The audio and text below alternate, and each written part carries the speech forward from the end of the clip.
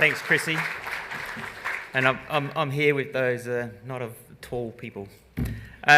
What I'd like to take you through today, just for the next 15 minutes, is an overview of the exploration potential in the Barossa Basin, and we recently put out a press release on that. I'll give you an update on the Dorado development that we're looking to get to FID next year, and how we've progressed funding through the recent completion of our partial divestment to CPC, which allowed us to demonstrate a usable amount of money in our bank account.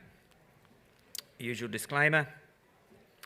So Carnarvon Energy, our prime assets are our 10 to 20% equity holdings in the Barossa Basin. It's an exciting and emerging basin northeast of the Carnarvon Basin. We have 10%. Let's see if I get this. We have 10% equity in the two blocks to the west, 435, 437, and also 10% in the production license 64L, which sits where Dorado sits in, and then we retain 20% in. We retain 20% in 436 and 438, and 438 houses the Pavo field. In this basin, we've had excellent success rates in the 3D era, with four successes: Phoenix, Rock, Dorado, and Pavo, from 6 exploration wells. Carnarvon is the most leveraged entry into the Barossa Basin, with our other partners being Santos and then most recently CPC, the Taiwanese oil company. And while I do want to expand on the exploration over the next couple of slides, I just want to get your eye in on the potential here. Those dark blobs, they're all the prospects we have in the Barossa Basin. And if you see sort of the structural sort of size of those, they compare very, very well with those very big discoveries we see in the Carnarvon Basin. So Carnarvon and the joint venture is looking forward to drilling some of these prospects within the portfolio. Not only are these prospects large in their own right, and the top 5 we're working on, Ara, Wallace, Wendoline, Starbuck and Pavo South, they're big in their own right, but success in any one of these could unlock a plethora of surrounding prospectivity. For example, Wendoline in the centre there, it's a significant prospect by itself at about 500 BCF and nearly 100 million barrels, but success at Wendoline could unlock an additional 1.5 TCF, an additional 256 million barrels, so really something sizable. And those areas, Wendoline, Ara, Wallace, those areas to the north, to the west, they're the more gas-prone areas of the basin. And then when we look at the areas to the south and to the east, and that's really a follow-on from the Dorado Pavo, they're more the oil-prone areas of the basin. And again, similarly, we have Starbuck, and Starbuck by itself, a very healthy 100 million barrels. But the surrounding acreage, if Starbuck works and we can unlock that surrounding acreage, then we're looking at another 500 million barrels, 500 million barrels. And of course, Pavo South by itself, another 66 million barrels, and a very healthy chance of success at 60% there, being so close to Pavo, and that cluster could add another 300 million barrels. As I'll touch on later, while we have a Phase 1's liquid development moving forward at Dorado and Pavo, there's a need to aggregate more gas to solidify our Phase 2 gas development. So what I want to do is just concentrate on one of these areas. So the one I'll look at is Ara in the north. So in a nutshell, what we like about Ara is obviously its size, 500 BCF, nearly 100 million barrels of condensate. We like that it's a stacked play. It gives you a couple bites at the cherry, and each one of those levels could be substantial in its own right. We saw a similar stacked play at Dorado, where we saw 4 hydrocarbon-bearing reservoirs. We like the technical aspects of Ara. It's got direct access to multiple kitchens. One of those kitchens we tested with the Phoenix South 3 well. And as we see in the image there, we have the seismic entry response, and this is the Archer formation, so that's the same formation that we proved successful at Dorado and Pavo. So the seismic response very much conforms to the structure we see. We also know infer from our seismic inversion data that we have good reservoir presence. So all this leads to a nice chunky prospect with a healthy 37% chance of success. But it's not, as I mentioned earlier, it's not just Ara that will be de-risked with a single well. There's significant prospectivity surrounding that will be uplifted with success at Ara. And that surrounding prospectivity adds up to a substantial couple TCF of gas and several hundred million barrels of oil. What we have around Ara is a number of wells on the flank of the Beddoe High. The Beddoe High was drilled by a couple of vintage wells, Lagrange and Beddoe, and I want to say they're drilled in the 80s, and I'm sure someone will come up later and tell me I'm wrong, but they were drilled prior to the 3D area. They failed to define a trap, but they did help to sort of build up that play type. And then when we acquired the Zista 3D 2014, that's been reprocessed, inverted, and it's just helped us to define that whole area. Now we see a huge number of these Archer sand plays that onlap onto the Beddoe High. And an analogue to this style of play is in Norway, I'm going to get this wrong, so apologise to Norwegians in the room, the Johan Sverdrup field and the surrounding clusters in Norway. So again, in this area, there were several vintage wells drilled into the high, didn't really find oil in the high. They then shot 3D, and through that, they were really able to unlock that play type, then drill wells on the 3D, and obviously what we have now is an area that has an aggregate of about 3 billion barrels. So Carnarvon's hoping that, with Ara, with the surrounding acreage, we can unlock a similar style of play.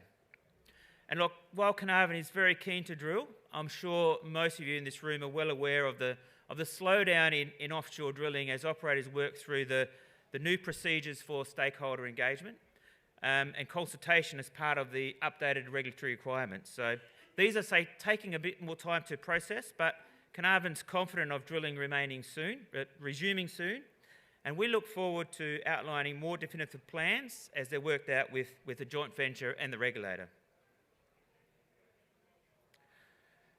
While the exploration potential is exciting, I do want to remind you that we still have a development ready in the Beddoe Sub-Basin, and that's the Dorado Phase 1 Liquids Project. The left half of this slide has actually been taken straight from the operator, Santos, from their half-yearly results pack they put out recently, and it outlines the phase development that we're looking at Dorado. So Carnarvon's already, as Chrissy mentioned, we've booked 200 million barrels already. We booked 160 million barrels of contingent oil resource at Dorado, but we also booked 750 BCF of gas. And, where Dorado sits, it's sitting about 150k off the coast. 750 BCF of gas is just not enough for a commercial development yet. So hence, the joint venture is developing Dorado with a phased approach. So phase 1 being the liquid resource. So what we're doing there is we're extracting all the liquids and re-injecting the gas, and we're keeping that gas for the phase 2 gas development down the track.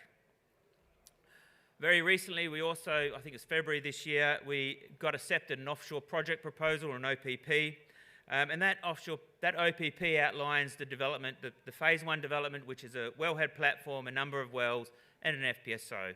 Importantly, the OPP also encapsulates additional tiebacks, so it includes up to 2 additional wellhead platforms can be tied back to Dorado, and quite a large number of additional wells. In actual fact, the OPP envisages up to 350 million barrels of oil being produced over 20 years. And we're aiming to, as I mentioned before, we're aiming to FID this project prior to the phase 1 prior to the end of 2024. As mentioned, the OPP includes tiebacks, and Pavo is a good example of that. So we successfully drilled Pavo March last year, and that added 43 million barrels of liquid resources. The work currently being undertaken supports the Pavo field being tied back to Dorado. And as I mentioned earlier, of course, there's further opportunity around Pavo with lots of upsides, and the closest being that Pavo South prospect, which is another 66 million barrels. Aside from just the enormous potential of being able to bring in Pavo, potentially Pavo South into the facilities, having been able to fill the facilities for a long time means we're able to maintain high rates of throughput through the investment into that FPSO, and that allows us to maintain low operating costs through the life of the project.